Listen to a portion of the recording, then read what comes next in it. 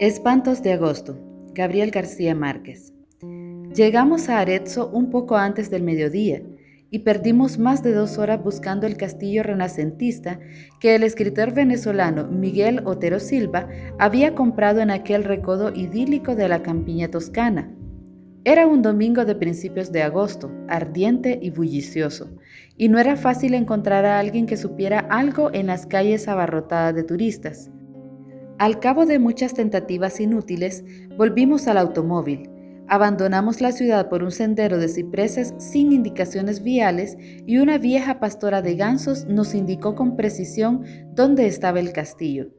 Antes de despedirse, nos preguntó si pensábamos dormir allí y le contestamos como lo teníamos previsto, que solo íbamos a almorzar. Menos mal, dijo ella, porque en esa casa espantan. Mi esposa y yo, que no creemos en aparecidos del mediodía, nos burlamos de su credulidad, pero nuestros 2 hijos de 9 y 7 años se pusieron dichosos con la idea de conocer un fantasma de cuerpo presente. Miguel Otero Silva, que además de un buen escritor, era un anfitrión espléndido y un comedor refinado, nos esperaba con un almuerzo de nunca olvidar.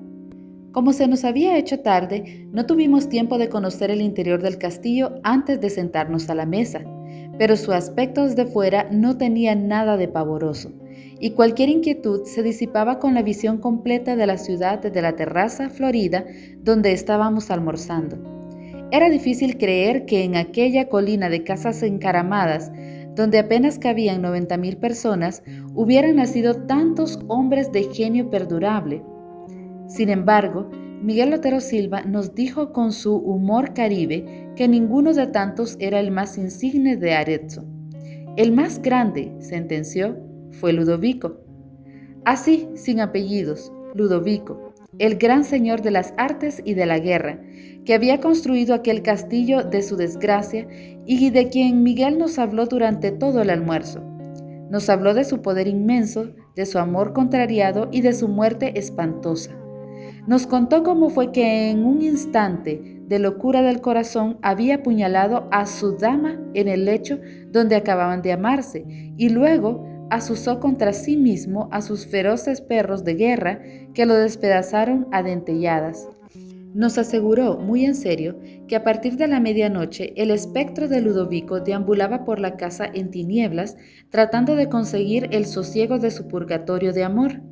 El castillo, en realidad, era inmenso y sombrío, pero a pleno día, con el estómago lleno y el corazón contento, el relato de Miguel no podía parecer sino una broma como tantas otras suyas para entretener a sus invitados. Los 82 cuartos que recorrimos sin asombro después de la siesta habían parecido toda clase de mudanzas de sus dueños sucesivos. Miguel había restaurado por completo la planta baja y se había hecho construir un dormitorio moderno con suelos de mármol e instalaciones para sauna y cultura física, y la terraza de flores intensas donde habíamos almorzado.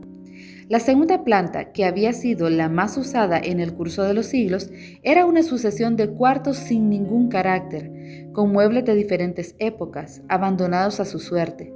Pero en la última se conservaba una habitación intacta por donde el tiempo se había olvidado de pasar. Era el dormitorio de Ludovico. Fue un instante mágico.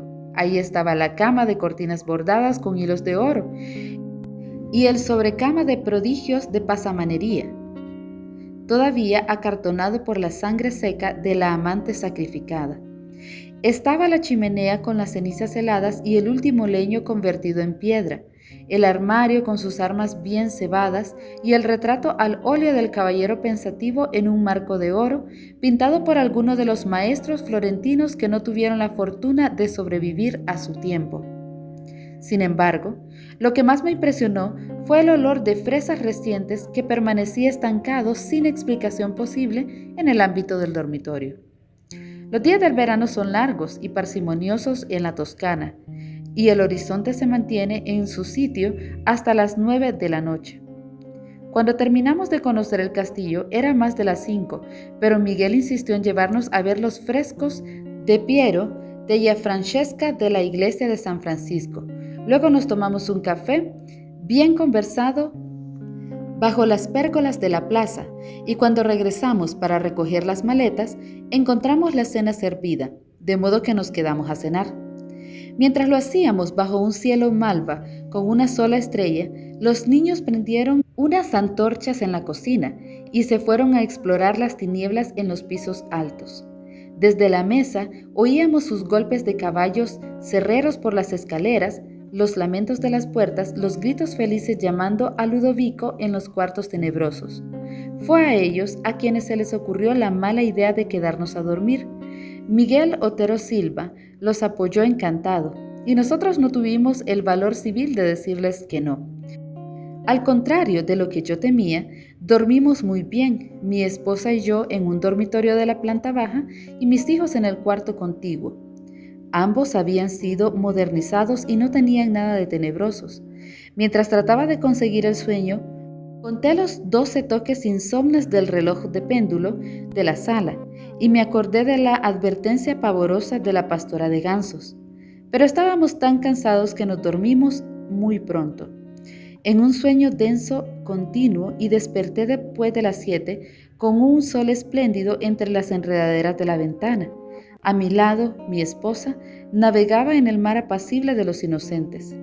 «Qué tontería», me dije, «que alguien siga creyendo en fantasmas por estos tiempos».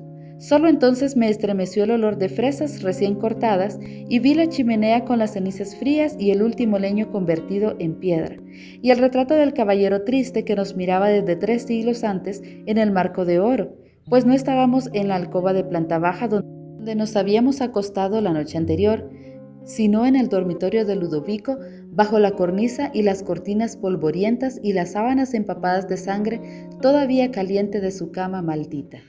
Octubre de 1980.